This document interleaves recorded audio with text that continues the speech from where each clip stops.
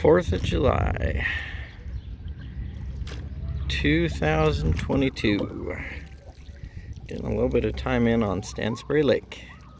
It's lovely today out here on the water.